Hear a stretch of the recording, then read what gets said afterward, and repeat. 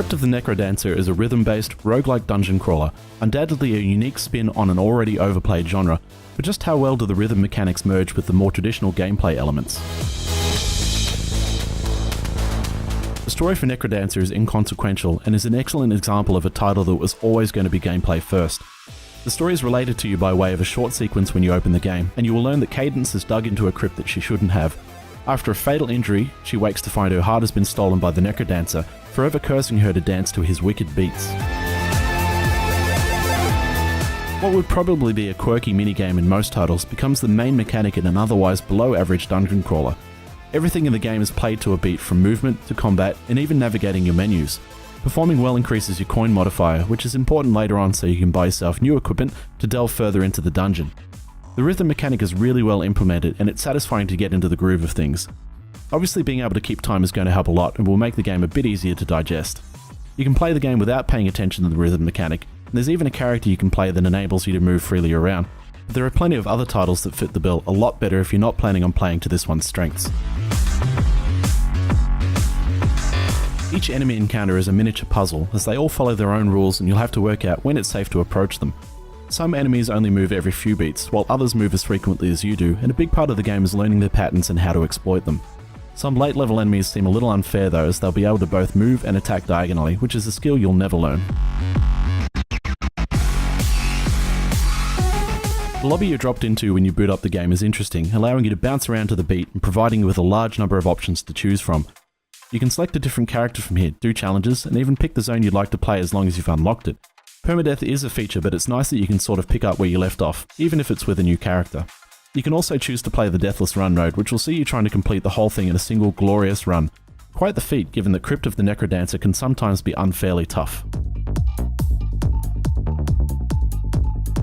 It's also nice that your many deaths can have a cumulatively positive effect on the game. During each run, you'll hopefully get access to keys that will allow you to unlock chests containing item pickups.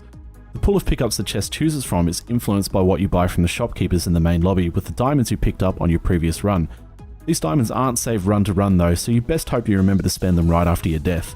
It's a symbiotic relationship effectively. You'll get diamonds that you can use to buy more items, and those items will hopefully allow you to get more diamonds to buy better items. And so the cycle will continue. The levels in Crypt of the Necrodancer are randomly generated from tile sets, which means there'll be a distinct sense of deja vu before long.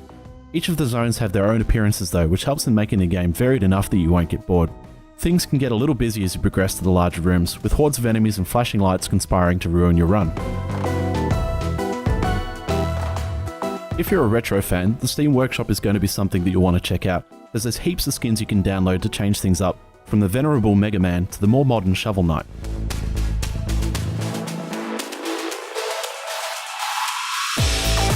Crypt of the Necrodancer is not the easiest game to come to grips with. There's quite a lot to concentrate on, from the tempo of the beat to the pattern of the enemies. Your mileage will vary also based on how easily you can keep time and match the beat of the track you're dancing to. If the idea of the game really piques your interest, but you can't see yourself being able to pick it up too easily, be aware that there are plenty of options that will make the game more accessible, and an area in the main lobby where you can try things out. The minimalist controls both help and hinder at the same time. All you'll need to play is your arrow keys, which felt a bit weird to this WASD veteran. If you're looking to burn some calories while you game, or just want to punish yourself a bit more, you can actually hook a dance pad up and play with that too. Unsurprisingly, I've not actually tried this control method. One of Crypt of the Necrodancer's strongest features is its soundtrack, which is pleasing to see in a game that lives and dies on its one core mechanic. Danny Baranowski's work on Necrodancer is definitely up there in terms of quality, and it's just as good as his work on Super Meat Boy and The Binding of Isaac. The music hits all the right beats and never gets tiresome as you plug away at the same zones over and over again. If you're not already familiar with his work, you're doing your ears a disservice and you should fix that situation right now. If, somehow, the soundtrack doesn't appeal to you, you can also load your own music in to play with, though tracks with inconsistent timing can break the system a little bit. Crypt of the Necrodancer is a unique game, which is increasingly rare in today's oversaturated market.